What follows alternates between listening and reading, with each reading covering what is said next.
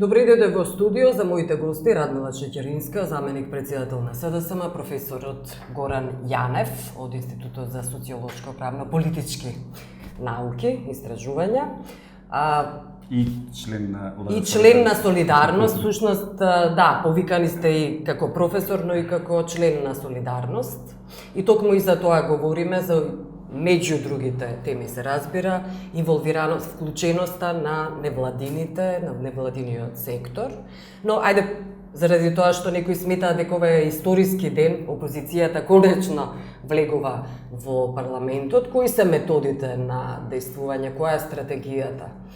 Доволно ли е само да влезете во парламент? Ај прво да и се одолжиме на историјата, да кажам дека ние страдаме од многу историја, а малку вистински историски денови кога гледаме наназад. По мене историски ден ќе се случи тогаш кога Македонија после долго време ќе добие фери демократски избори, да. А можеби историска шанса ќе ни биде тоа да ги коригираме многуте други системски слабости кои со или без опозиција во парламентот не мачат сите нас. Значи, ова, јас не се, или ние во опозицијата не сакаме ова да го гледаме како цел сама за себе. Влегуваме во парламент за да овозможиме фери демократски избори, на тој начин што ќе обезбедиме специјален јавен обвинител, чија што цел ќе биде да истражи се во ова што ја шокираше македонската јавност, ама остана само на збор, да обезбеди преодна влада, да обезбеди констатирање на оставката на Груевски и влада која што без Груевски би требало да организира фери демократски избори. Но со премиер на ВМРО, да не заборавиме. Да, ние рековме дека нашата цел, прво, не е ние да кажеме кој ќе биде премиер. Нашата цел не е да владееме со ВМРО ДПМН. Нашата цел е да обезбедиме од април Македонија да почне да се менува. Ама за да Македонија почне да се менува, прво мораме да ги исполниме основните услови, а тоа се пристојни избори. Добри, како ќе действувате?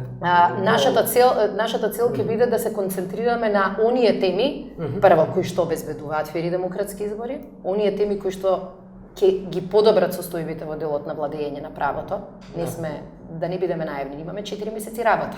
Не е повеќе од тоа.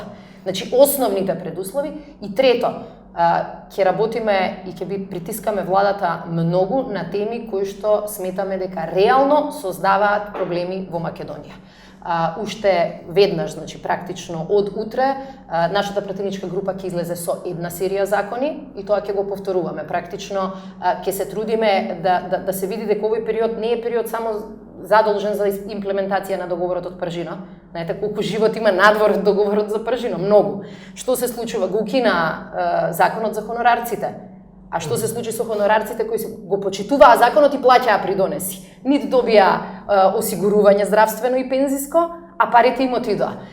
Што се случува со казните со кои што пред да се смени законот ги бомбардираа и фирмите и граѓаните? Има многу теми на кои што ќе го вратиме фокусот во текот. Но не можете да ги вратите парите, тоа секако.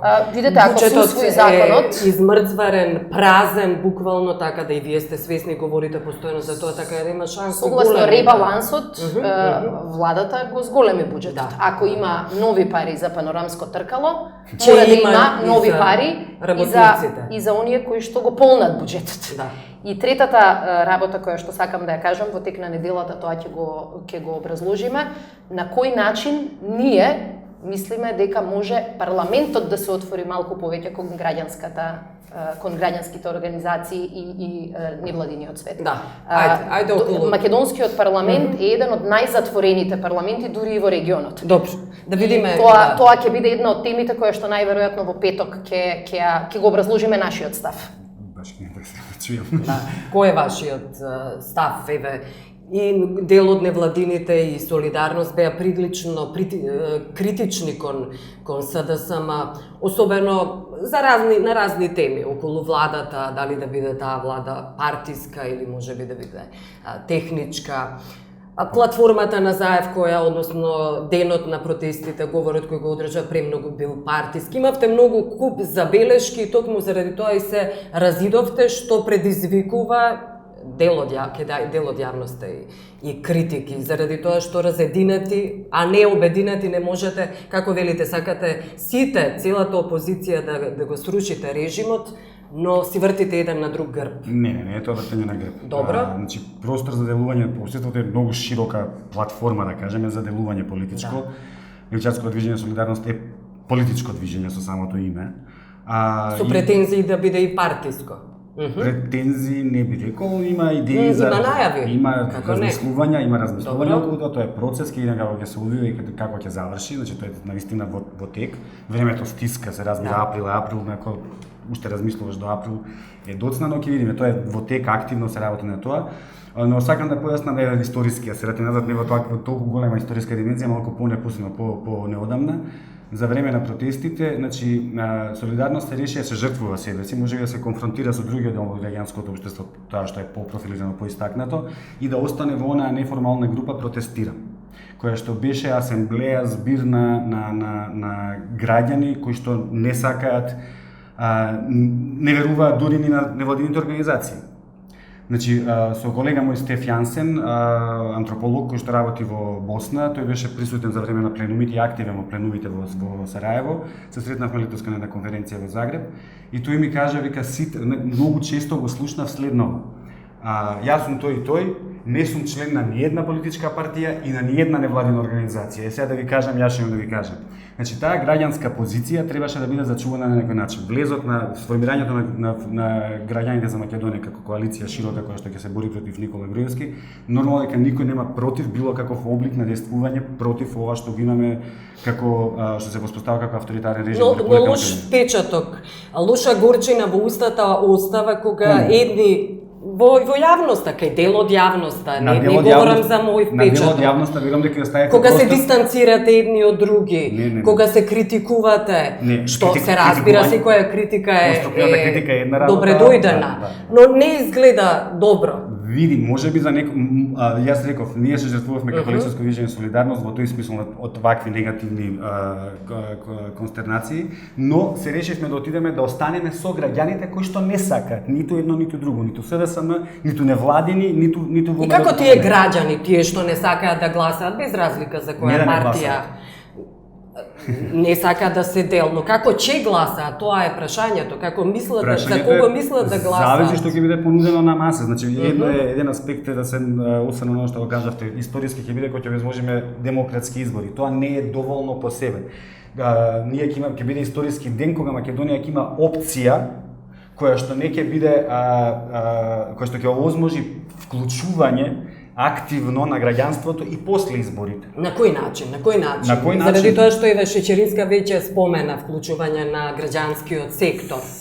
Супер, мислам, сите такви работи се добре. Но вие не мислите на сектор, граѓански сектор, но туку на граѓаните. Јас мислам на граѓаните. За демократија да имате вас ви треба заедница. Да. Бидејќи демосот кој е? Каде е демосот? Нас ни се случува раскол со години од независноста на Македонија, се случува раскол прво по етнички линии, второ ни се случува раскол помеѓу она што е СДСМ, некакво историско продолжување на реформираната партија на Сојузот на комунисти на Македонија и градејќи на тоа негативно фрлајќи дрва и камења по комунизмот ВМРО како националистичка конзервативна партија со неолиберална агенда. Ние имаме проблем на департизација на општеството. Имаме потреба од департизација. Силна политизација, а департизација. Во моментов ние имаме силна партизација на општеството, а деполитизирани се граѓаните. Нас не интересира како левичарско движење Солидарност, не интересира повторно враќање на граѓанинот како зон Јас ме прашав како? Како? Со работа со луѓето на терен, не како значи СДСМ ја направи историската грешка во 90-ти градејќи интересни групи. Не градејќи constituency. Значи не градејќи конституенција. Се воспостави систем на клиентелизам, градејќи тие интересни групи се воспостави, извинете се, тоа е мојата перспектива. Мислам дека е непријатно се слуша негативна критика, но мислам дека се тоа така некако дека стојат работите. Се граде интересни групи и се кластеризира, односно се партизира интересите на граѓаните и преку тој систем на моќ, преку стапување на моќ, државата стана единствениот ресурс. Ние сме осиромашена земја, економијата ни пропадна. Што остана како можност? Значи мора да си во добри односи со оној на власт, бидејќи нашиот систем на неформални врски кој што е длабоко вкоренет во општество, кој што е работа која што треба да решаваат сите политички партии заедно, а не да ја злоупотребуваат. Треба да се искорени тој принцип на патронич, како ќе му дојде на македонски клиентелизмот, да, патерналистички патрон и клиент кој што ги бара услугите од патронот. Значи тоа е 19 вековно водење на политика. Нас ни треба нов начин на водење политика. Нас ни треба спуштање доле и давање моќ на граѓаните, омоќување на граѓанството. Добро, тоа е постојано и во агендата на опозицијата. Всушност и власта вели дека тоа го чини, заради тоа ве прашав како, на кој начин. Ајде му Шеќеринска.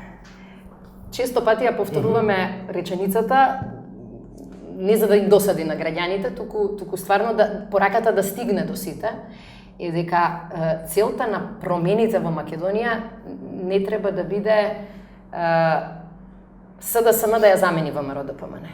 И тука се согласуваме. Целта треба да биде да се спречи било која политичка структура. Нова, старо нова, да го запоседне системот и да ги зацврсти, се согласувам со вас, традицијата на врски, традицијата на клиентелизам од различни типови. Практично партиите го искористија тоа што постои во општеството, само што му дадоа една многу тврда рамка. Значи, никој од нас и граѓани, и политичари уште помалку не сака да седне и да чуе критика. Ма тоа мора да се случува. Значи, нашата цел е како? Да направиме систем во кој таа критичка мисла, без разлика од каде доаѓа, од опозиција, од граѓански организации, од неформални групи, таа ќе има своја гласност и таа ќе врши притисок. Сакаме да обезбедиме власт чии раце за некои прашања ќе бидат врзани. Кај нас во Македонија имаме општество на граѓани со врзани раце и власт со сите инструменти во своите раце. Тоа треба да се промени. Добро, во так. Разликата, јас мислам што е дека како велат поговорка една, некогаш идеалното може да биде најголем непријател на доброто. Секогаш може да имаме различни мислења.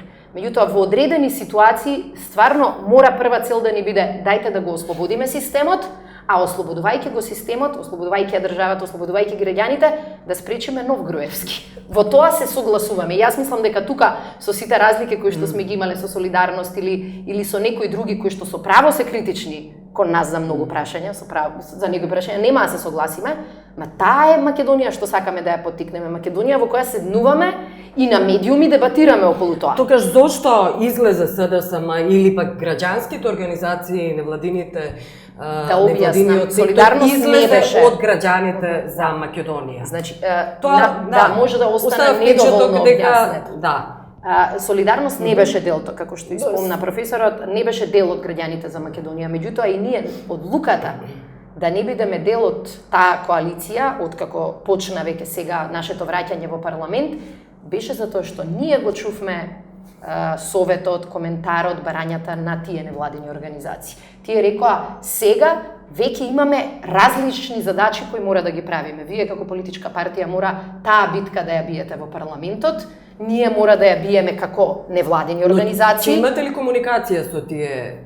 Вие го мислам дека беше јасно, дека еден дел од невладините многу јасно тоа го соопштија. Ова ни беше заеднички план за да практично овозможиме системот на checks and balances, на контрола и баланс да профункционира. Значи, имаше многу коментари, се покажаа дека се неточни, дека таа коалиција е за да ние да профитираме од невладините или не дај Боже невладините да влезеле во политика на мала врата. Се покажа дека ниту едните, ниту другите не сме имале лоши намери. Дека целта ни била тогаш кога власта ги дроби сите своји неистомисленици да функционираат како разединети атоми, дека сме нашле платформа околу која може заеднички да действуваме. Јас мислам дека и во овој момент на сите им јасно дека платформата и целта е иста. Дури и со организации со кои не сме имале цел. Ова сега што го имаме да се промени од корен. Може би ќе действуваме на различен начин, ама тоа не е страшно. Но имате иста цел. Добро? Да појаснам која е позицијата на солидарност. Јас ништо против тоа што имаше камп, но кампот беше, јас поминав неколку пати таму, се разбира не кампував, бидејќи се решивме да не влегуваме во таа коалиција, бидејќи тоа е даде една рамка на формализирање на односите и таа беше партиско, невладино, мислам партиско, не сме да ги хибридизирам, да кажам дека невладините биле во сервис на партијата и така натаму, тие ги имале своите цели, јасно искажано, како што рековте, кои што се разликуваат во крајна инстанца, но основната цел е да се тргне, да се спаси Македонија од моменталниот окупатор на државата. Значи, во моментот имаме узурпација на власта. Тоа не е јасно на сите, го знаевме и пред бомбите не го обзнанија сами така натаму. Она што беше проблематично со кампот е што тој камп беше, како да ви кажам, испадна фингиран, односно сетап, еден мизансцен. Револуцијата во Шпанија не ја почна политичка партија. 15. мај седнаа 5 девојки, следниот ден 50, наредниот 5000, после тоа 50.000. Имате ли моќ таква за која говорите сега? Мислам на солидарност, зашто имате романтични визии се чини за освојување, за револуција, но капацитетот... Чекај, Ива. Значи, перспективата е во прашање. Не се работи дали солидарност има моќ. Солидарност има моќ колку што граѓаните имаат волја. Да, се разбира. Потребата доаѓа од граѓаните. Ако граѓаните се решат дека треба да стават крај на нешто, тие треба да излезат на улица. Но претходно, за да се решат, треба да ги мобилизирате, да ги анимирате, да ги едуцирате. Нормално. И поради тоа што тоа е невозможно во оваа држава, заради тоа што зборуваме дека е партизирано целото општество, токму заради тоа беа потребни таков тип на коалиции. Нашата улога беше да и на СДСМ и со бомбите и на сите активисти од сите невладини организации кои што гинат исто така на иначе не стануваат збор, не е само сега солидарност да гради околу себе фама, ние сме со граѓаните, никој друг не е со граѓаните, тама работа. Друг е методот, друг е патот. Идејата е во тоа да вие, треба да канализирате, треба да мобилизирате, но треба да имате кого. Нашето е да посочиме неправилности, нашето е да посочиме патишта, нашето е значи ние кога беа тепани протестите, затоа што требаше да се чуваат граѓаните. А знаете ли зашто на што изгледаа протестите вака на некој што не бил воопшто инволвиран и како се најавуваа еве на социјалните мрежи, особено на Facebook. СДСМ протестира. Некои невладени организации протестираат или кога СДСМ го најави големиот протест. Значи по 500 по 1000 граѓани секој ден, но од различни опции протестираа. Едни со други скарани во раскол. Не скарани. Значи видите, различните гледишта може да водат во моментот негативни филинги, чувства едни кон други, но тоа не беше тоа изразено на еден начин во смисол на фаќање за врат или што ја знам. Не, сакам да кажам место да се обедините сите. Види. Тие протести беше таму доаѓаше. Свесна си дека имаше мегафон кој што вртеше наоколу и се организираа пленуми. Да. Значи беа и пред собрание, беа и на школка и така натаму. Тој момент да му дадете на некој обичен идиотски збор, на еден граѓанин кој што не е поврзан, не е организиран, не е мобилизиран, можност да го искаже своето мислење, да биде сослушан рамноправно на сосема хоризонтално ниво без никаква игра на моќ, е нешто што му дава него не моќ, него му дава чувство на припадност со таа заедница. И на слобода, да. Чувство на слобода, токму тоа. И тука таа вредност, градењето на тој капацитет на луѓето да го искажат своето мнение, позитивно, негативно, за СДСМ, за ВМРО, за овој, за невладините, за солидарност, за кого да е. За што и да е, да му дадеш можност да се искаже, да се обиде да влијае на процесот. Тоа е најдрагоценното. Верувајте, тие 500, тие 1000 луѓе вредеа за мене повише од 50 или 100 но за вас, но политичката борба за жал изгледа поинаку. Еве да додадам, јас често пати викаме изборите или што ќе се случува во следните 6 месеци ќе биде тест за Македонија. Се согласуваме. Ќе биде тест за институциите дали можат да се вратат во игра и да бидат навистина институции на граѓаните. Меѓутоа тука се согласувам. Тие ќе бидат многу пошироко, ќе бидат тест на политичките партии, дали ќе бидеме себични и дали ќе се претвориме во клонови на ВМРО-ДПМН. Со нашето однесување, со нашите политички одлуки, ќе бидат тест можда на невладини организации, на неформални групи, но на крајот на криштата ќе бидат тест за секој од нас. Значи, како велат, јас мојото дрво да го засадам. За жал, во Македонија и покрај тоа што просто ги едуцираме сите наши граѓани да бидат многу себични, јас се согласувам уште од изфрлањето на опозицијата во парламентот, тврдев дека главниот системски проблем во Македонија е тоа што создаваме општество во кое солидарност е збор на кој се подсмеваат многу луѓе. Значи, ама тој тип на солидарност значи прво да ја победиме себичноста во себе. Јас не можам да сметам дека ние како политичка партија сме единствените борци со тапија против Груевски. Но не може Истото треба да се однесува. Јас апсолутно мислам дека не беше проблем што различни луѓе на различен начин или протестираат или се организираат. Мислам дека е проблем и ги крши сите принципи на таквото организирање кога другите се обвинуваат дека тоа е неавтентично. Сите имаме своја битка. И таа битка на крај мора, се надевам, дека ќе резултира во заедничка цел. Да покажеме докаде е државата, докаде се политичарите, а докаде можат да стигнат граѓаните. И кога успано ни е нашето граѓанско општество, генерално, заради тоа што такви сигнали се испраќаат. Некој друг чекаме странци да дојдат да ни ослободат државата.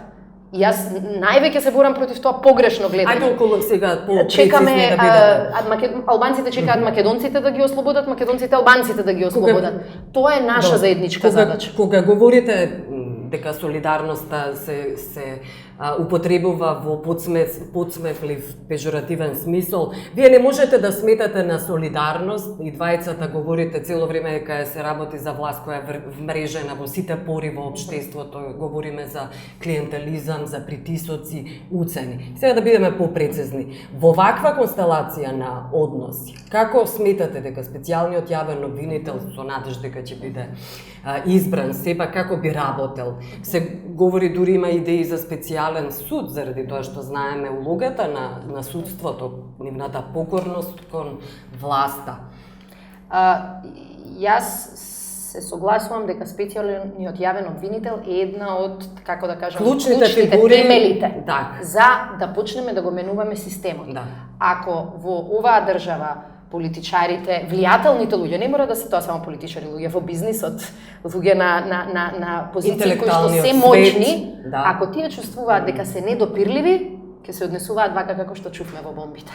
Ако чувствуваат дека некој некогаш може да ги натера да одговараат за тоа што го направиле, ќе си прават самите автоцензура на тоа што ќе сватат дека ова е неприфатливо и невозможно. И сметам неслучајно дека сите очи на јавноста се свртени кон специјалниот јавен обвинител. Но повторно ќе кажам да не очекуваме дека специјалниот јавен обвинител ќе дојде како магионичар и со волшебно стапче ќе ни го излечи системот. На крај, повторно тој специјален јавен обвинител кој ќе работи под многу тешки услови во овие 6 месеци. Но ајде да говориме под кои услови би работел, тоа е прашањето. Клучното е со тим, со пари и со мандат да биде вистински независен. Во услови, јас пак ви споменувам, во услови кога полицијата е во раце на власта, кога целото судство, медиумите, медиумската пропаганда. Имаме искуства и со други држави, поединци и тимови кои што сакаат да завршат и се подготвени да извршат историска задача, може тоа да го направат. Специјален суд ќе има ли во значи не, во согласно ова ние во договорот подразбираме специјален јавен обвинител. Но не и суд. Клучно ќе биде и верувајте дека ако имаме специјален јавен обвинител. Како тој ќе соработува со онаа полиција која е буквално во железни преградки на власта и со судството? Во новиот систем на обвинителство, практично обвинителите се веќе носители на истрага. Значи, долго време во Македонија обвинителот, верувајте, сами нема да прават истрага. Сами ќе прават истрага. Не, ќе биде потребна полиција, се разбира. Значи, тоа е големата реформа која што требаше да се случи, ова е накарадна форма на реформата. Во обвинителството се сите инструменти за истрага и тие нормално комуницираат со различни институции, али одлуката е кај специјалниот јавен обвинител. Не одлуката, но оние кои ќе му бидат потребни во цела, тие треба да имаат цела мрежа на соработници. Истражители имаат, значи согласно сегашната поставеност на обвинителството, постојат истражители внатре, постојат стручни служби, постојат обвинители. Велите дека воопшто со МВР нема да комуницира? Само околу како што со сите институции ќе треба да комуницираат, така ќе комуницираат и со МВР. И со судиите се разбира да имаат некаква. Судиите ќе бидат реално под голем притисок на јавноста. Да, ако се ќе станат свесни преку ноќ дека се под притисок на јавноста. Па ќе станат. Верувајте, она што е јасно. Имате состаноци со средби со судиите? Со судиите, кога би имале таков тип на средби, тоа би било политичко мешање во судството.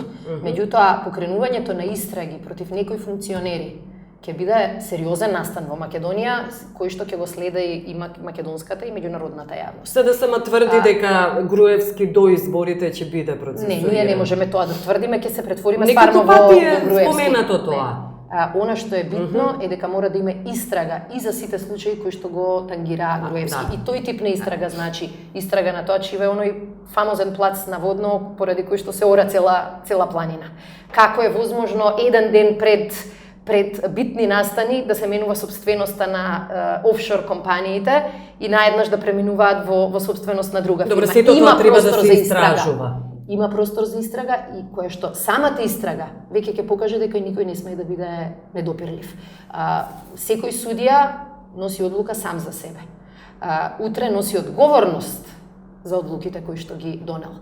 Меѓутоа, специјалниот јавен обвинител без реални политички промени во април месец следната година ќе биде само една ластовичка која што воопшто не ја донела македонската пролет. Да.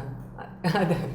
Професоре Јанев. Се разбира дека Ваков оптимизам. Не, супер, така треба, работа не влегуваш во Ваков оптимизам дали и вас ви дава верба дека ќе има големи промени на кои сите се надеваат, вклучувајќи вас? Како што приметуваш, значи и моето лично размислување и размислувањето на солидарност е дека се работи за процес на подолга патека. Значи овие по непосредни, по конкретни, по скорешни акции, промени на ситуации и така натаму, кој што ова со специјалното јавено обвинител секако е во позитива, но нас не, мислам, треба сите нас да не занима суштината. Значи, враќање на институциите на граѓаните. Кај нас со децени се создават како независна Република Македонија, ако се враќаме историски во време на социјализмот, едноумието, ако се враќаме историски за време на Краљевина Југославија, ако се враќаме историски за отоманскиот период, значи демократските процеси овдека се уште немаат стигнато до градење на политичка култура каде што граѓанинот има за право во секој момент да ја преиспита и повика на одговорност она лице кое што е вршител на должност во парламентот или во локалната и кој што е вршител на должност административна, да си ја врши задачата и да таа биде еднаква за сите. Значи, правниот поредок мора да се воспостави и се врати назад. Мора да се одземе моќта од лостовите кај што не припаѓа. Мора да се тргнат тие лостови. Не може една партија која што имавте ситуација со професорски пленум, доаѓа Груевски пред како премиер од извршна власт, шеф на извршната власт, пред Александар Палас, кога овие читаат соопштение зашто не влегуваат на преговори и он вика па повелете во парламент ако не ви се свиѓа у хотел. Не е негов парламентот, од каде му него клучат собранието на Република Македонија. Значи, тоа е индикатор. И сега, во една земја каде што имаш свесни граѓани за тоа што значи политичката улога, но тоа нема да помине туку така. Веднаш би требало да предизвика револт и бунт. Да не биде подложно на понатамошни спинови што се случува понатаму, зашто, кој дошол на преговори, кој седнал, кој не седнал, кој покажал волја, кој не покажал. Не може, значи, тоа е узурпација на системот. Она што ги занима граѓаните на Република Македонија се врати системот во своите сопствени рамки. Пипците на моќта не може да одат, односно каналите на моќ мора да се пресечат до оние места каде што може. Извршната власт е извршна власт, судството е судство, парламентот е парламент, законодавен дом. Тие не може да бидат во раците, клучот од сите тие институции не може да бидат во раците на еден човек. Тоа е проблемот. Да, но јас ме прашав, дали немам јас проблем да кажам, сакам да искажам во овој смисол. Немам јас проблем со тоа дека мнозинството на граѓаните на Македонија се решили да бидат демохристијански, конзервативни, националисти, не знам што. Јас ќе се борам против тоа. Јас имам многу повитен проблем кога јас кој не сум таков сум прогласен за предавник, јас кој не сум таков сум прогласен за непатриот, они се патриотите, кога збориме за бранители, кога збориме за херои на нацијата, кога збориме, значи мене тоа ми е проблем, мене не ми е проблем да он размислува поинаку од мене, тама работа си да размислуваме исто. Мора да се бориме за различности на размислување. Оваа земја всушност се почива на разликите. Нас ни е проблем што ние создавајќи ги овој систем на етнократија, овој етнократски режим, кај што политичките партии представуваат етнички заедници, македонците си имаат свои две банди што се тепат, се зборам, карикирам, извинете. Не мислам дека сте бандити ни едните ни другите, на крајот крајот ако има криминал тоа се работа за суд и така се вика. Ова е метафора. И имаме друга ситуација кај албанскиот народ. Јас на истражување во Гостивар 2001 работев теренско истражување за неформалното политичко организирање на македонците и албанците во Република Македонија, токму за овој систем на врски и така натаму. И во еден разговор еден момак македонец во Гостивар, кој што се малцинство затоа отидол во Гостивар, нели промена на тие ситуации на моќ, Вели, абе што да ти кажам, вика, ова ти е ко Чикаго, вика, само што ние се паднахме од другава страна на друга банда и припаднахме у раце, вика, нема врска, вика, не се менјава ништо суштински. Битно е, значи, да немаме таква перцепција. Но ајде да говориме, да говориме. Улогата на специјалниот јавен обвинител ќе биде никаква, тој ќе нема моќ доколку тој не добие реална подкрепа од јавноста. Ние знаеме дека тоа ќе биде проблем преку контролата на медиумите, постојаните непрекидни. На кој начин да добие подкрепа од јавноста?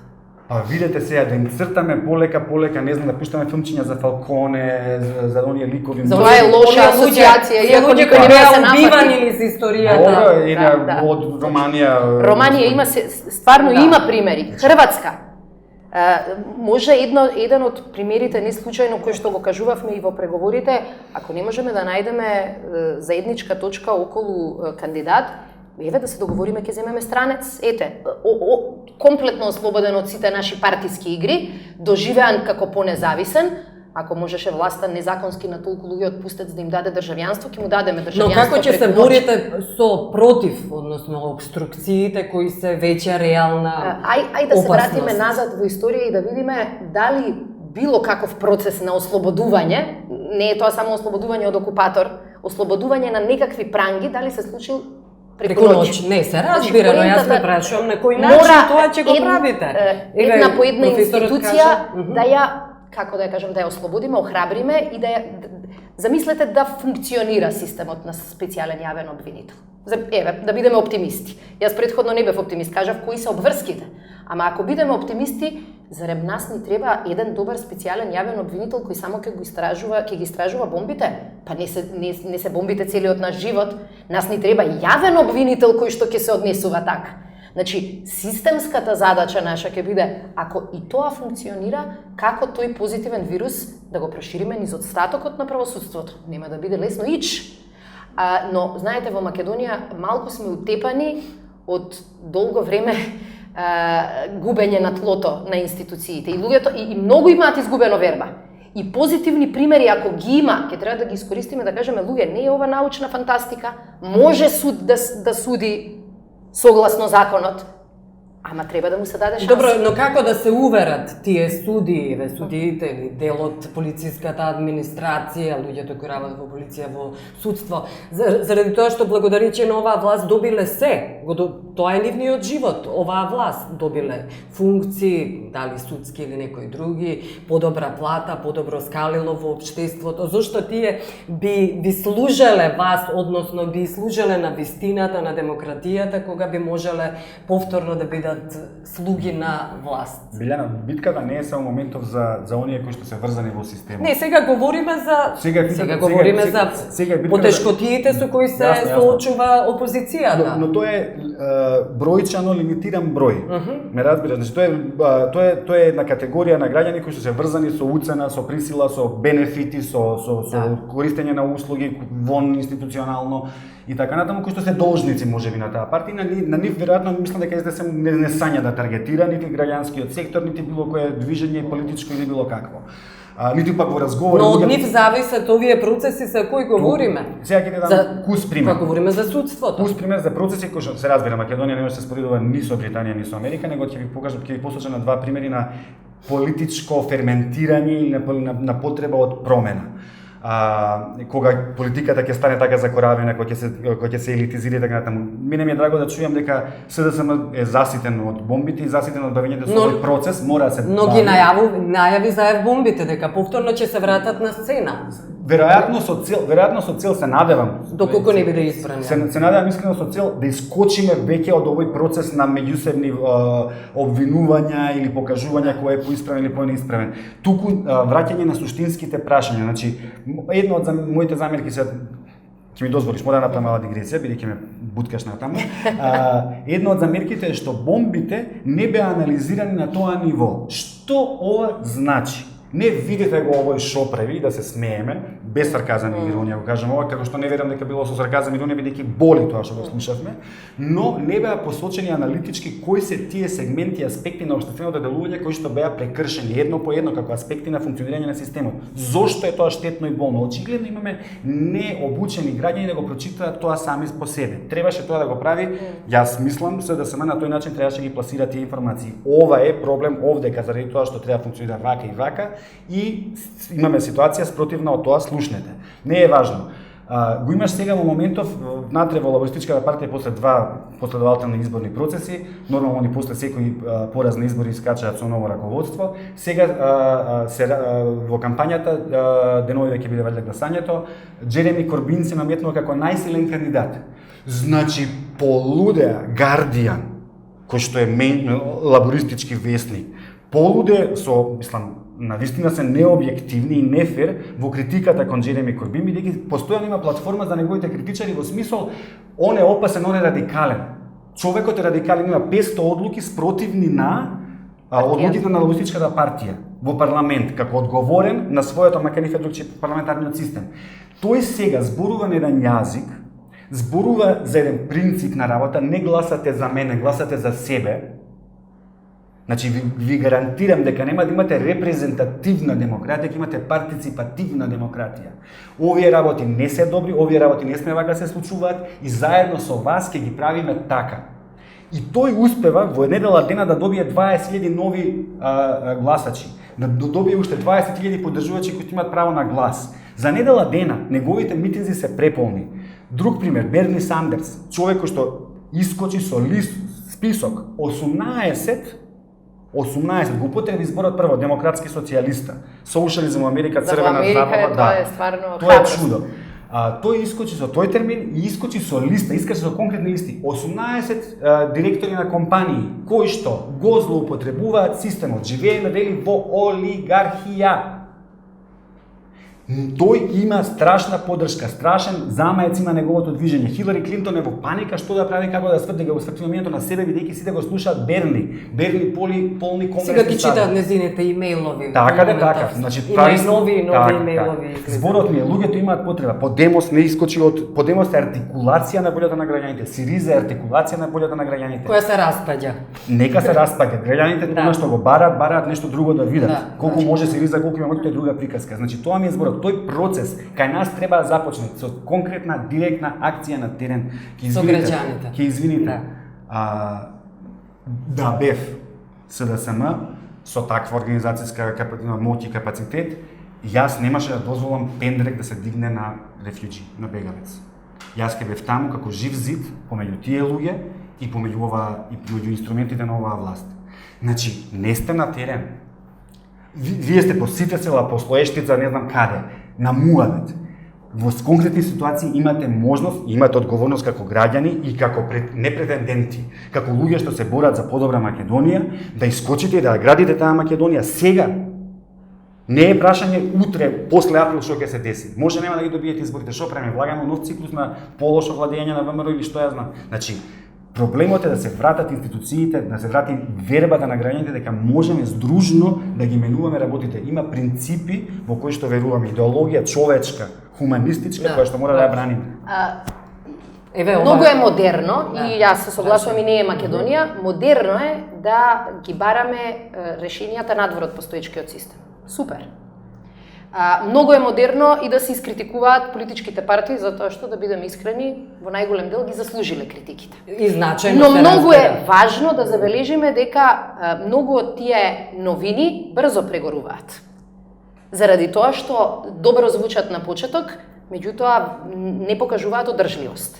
Јас се согласувам со тоа претходно што го кажавте, дека многу е добро кога ќе дадете шанса на 50 или 500 луѓе да го кажат своето мислење. Ги градиме капацитетите како граѓанско општество. Тоа било ново за ваков сетинг. Секоја наша посета, вие што се смеете, во Слоештица е со 5 мина, но ви вели на место 5 мина, 6 мина. Бегалците да беа удирани, можевте вие да ги добиете ударите од пендранците и да се жртвувате за државата, односно за подобро Подобро утре. Тогаш За стварно светот. очекуваме Не за во задржавање. и опозицијата е една од листите на супермени, што треба да не заштитат од се. Значи, опозицијата уште, како и сите ние, немаме кристална кугла да видиме дали што ќе се случува точно на граница. И не можеме да бидеме секта. Дај Боже да можевме, не можеме да бидеме секта. Не можеме со поединечни акции да мислиме дека ќе го смениме системот, но може да влијаеме на свеста. Нашето присуство сегде нема да се забележи во оваа медиумска ситуација. Нашето присуство и на некои локации каде што праќаме сигнали за вредности ќе биде или премолчено од страна на доминантните медиуми кои што го прават јавното мислење, или ќе биде дури испинувано. И затоа велам, ако кажуваме дека ајде сите имаме одговорност, тогаш не треба во првата криза да се каже што направи политичката партија за нас, затоа што не може тоа да го прави. Меѓутоа фактот е следен. Секакви има искуства. Ама да не заборавиме дека да бидеш алтернатива на власта во Шпанија не е лесно, ама е сосема различно да бидеш алтернатива на власта во Македонија. И прашањето е, значи, Подемос можеше тоа да го обезбеди, затоа што некои елементарни работи од типот еден човек, еден глас, притисоци при избори, медиумите го регистрираат нивното учество, нивната еден дел од борба. медиумите факт е дека ги бойкотира и Подемос. Добро, но има и медиуми кои работат. Второ, влијанието на социјалните мрежи е се уште поголемо отколку во Македонија, во некои од овие држави и така натаму. Значи, да се сконцентрираме на тоа што ни е голем проблем овде, да немаме дилеми дека ако тој проблем не се реши, нема да се решат другите проблеми. Со Груевски на власт, не специјален јавен обвинител, да го викнеме, да ги реинкарнираме овие италијанските обвинители кои што гинеа заради борба против мафијата, да дојдат овде, пак нема ништо да направи. Ама ова еден прозорец ни се отвори. Дали ќе дишаме свеж воздух или не, од нас зависи. И кога велам нас, прво мислам на нас политички партии, влијателни новинари, медиуми и граѓани. Но ништо не е гарантирано. Ако ме прашувате ќе успееш, никој не може да ви гарантира. Зависи од обвинителот, зависи од јавноста, зависи од притисокот кој што ќе се прави во јавност. Дали ќе се обезбедат фери демократски избори, кој да знае? Се уште не знаеме дали ќе имаме нов избирачки список. Власта е под сериозен притисок да обезбеди нов избирачки список. Зошто не знаете дали ќе имате? Па, доека не го видам јас на црно-бело изборниот закон, кај што стои дека ДИК е одговорен, дека ТИК ќе го направи, дека ќе се оди од врата на врата, дека граѓаните ќе се оди од врата на врата, тоа е одлуката, али да се пријавуваат за регистрација. Значи, имаше предлог кој сметам дека навистина излезе како најдобар. Сугестија беше од една од невладините организации, мислам дека добри комбинации направивме. Цивил имаше идеја баш врата до врата, Мост имаше активна регистрација, ако добро паметам, направивме комбинација. Државната изборна комисија ќе биде задолжена да оди од врата на врата и тие кои што се веќе во списокот да побара отпечатоци за да не може гласовите на други луѓе да се злоупотребат. Сите кои нема да бидат присутни, бидејќи некои луѓе не се тука. Дел нема да се регистрираат, свесни сте за тоа. Заради која причина? Ако не се, што не се тука?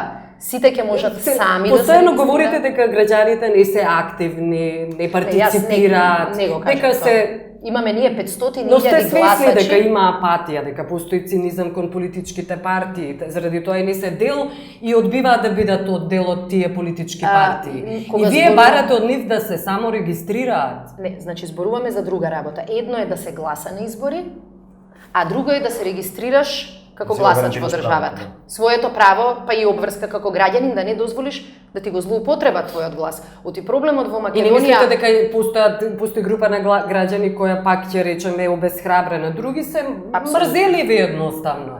Во секоја држава постојат. Да го дадат, одбиваат да... Сега се технички да оди што да се решава. Тоа нешто мене Не, ова е многу важно прашање Е многу важно, но тоа ќе не да го решиме сега ние тројца тука, нешто ми е мојата. Не го решувам, јас прашувам. Не сум дел на зборот е следново. Ние во моментот, значи, овој изборен модел, изборни правила, можности за чистење на смислоци и така натаму, сите тоа се многу клучни, многу битни, без тие не можете понатаму да одите. Се уште останува во рамките дека нас се уште туѓа идејата дека ти имаш, значи системот нас не дискриминира граѓанска листа и партија. За граѓанска листа во секоја изборна единица треба да изведеш 1000 потписи, за партиите требаат само 1000 членови и можеш да настапуваш во сите изборни единици. Законот за медиуми, за јавност ти обезбедува еднаква минутажа на основа на претходните избори, не знам што, ако си политичка партија, не ако си граѓанска листа. Ни тие не можеме да ги искористиме, ни тие не функционираат, да ви е полесно. Материјалните средства што се враќаат потоа исто пак се рачунат на основа на претходните избори. Не, материјалните средства секогаш се однесуваат на изборите кои што туку сте ги завршиле, но се исплаќаат исклучиво за избран. Значи, ако можеш да освоиш во Македонија со сегашниот систем, можеш да освоиш 50.000 гласа, што е многу сериозна бројка, а да останеш без ниту еден пратеник. Еден денар нема да добиеш. И се согласувам. Ниту граѓанските листи имаат право на таков поврат. Бидејќи се рачуна тоа како вајде прецепирано како авантура на некој си било кој тогаш сите ќе се пријават. За среќа има на пример неколку од препораките на ОПСЕ ОДИХР реално се во насока да исчезнат разликите и да се релаксира, да се олесни влезот. Што значи тоа? Тоа значи дека, например, сега за да отидете и да дадете потпис за поддршка на референдум, сега го гледавме тоа, за поддршка на листа, прво декларирате за кого сте. Што не би требало, јас теоретски би можело да одам и тајно да ја дадам мојата поддршка, не само при гласање, туку и при поддршка на кандидатура. И второ, може да биде олеснето влезот во изборниот надпревар. И ние од тој аспект, навистина, ние застанавме зад тие препораки на ОПСЕ. Да се олесни пристап до медиуми, ама за сите. Ние тоа го правиме и затоа што самите се соочуваме. Пазете, како втора политичка партија и пред претходните избори, ние не можевме да добиеме повеќе од 1 минута на час за платено политичко рекламирање. Суштинските теми кои може да треба да се отворат, власта од тие ќе бега, и дали во Македонија со оваа огромна партизација, а деполитизација, дали воопшто треба да дозволиме вака интензивно рекламирање на телевизиите. Една Велика Британија, во која политиката е стварно бизнис, уметност, све заедно, таа вели можеш да се рекламираш на социјални мрежи, на билборди, програми ќе си ги објавуваш, ќе делиш пропаганден материјал на телевизија. Не. Токму заради опасноста дека практично нема битка. Тој кој што ги има телевизиите или парите, владе. Да. А особено во Британија, каде што тоа е системско прашање. Дали ние на било кој моќник, медиумски, бизнис, политички моќник, ќе му дадеме шанса не само да влијае на овие избори, туку да влијае на мозокот, на мислењето, на менталитетот на наши следни генерации. Ако за нешто жалам, стравувам, се 500.000 луѓе кои заминаа од Македонија, најголемиот дел нема да се вратат, и второ, промените во менталитетот со кој што ги храниме децата кои растат во Македонија. Ќе побарате ли во токму за изборите воопшто да не бидат вклучени рекламите? Значи, ние имаме серија, тоа би била одлична идеја. Една од точките која што е во нашите предлози е токму ова. Освен владините реклами за кои се застапувате, владините реклами да се укинат, да се укинат, да се застапуват. Значи не е само владата до сега ги трошеше парите на граѓаните, ама од после 8 години крадење од граѓаните, сега веќе можат и со своји пари практично да ја превземат пропагандата. И прашањето е со вакви односи дали тоа ќе биде доволно за да медиумите бидат иоле пристојни. Ја не мислам дека Македонија сега ќе стане лидер во слободите медиумски, но да тргнеме. Моćни во секоја смисла, не само финансиска, да ја продолжат. Како велите вие, медиумската пропаганда, што ќе биде невозможно вашата борба, битка да се освои власт. Не е невозможно, потешка ќе биде, како што е тешко сега на сите нас. Така. Но не е невозможно. Нема невозможни мисии. Да. Добре, јас благодарам што бевте. Благодарам.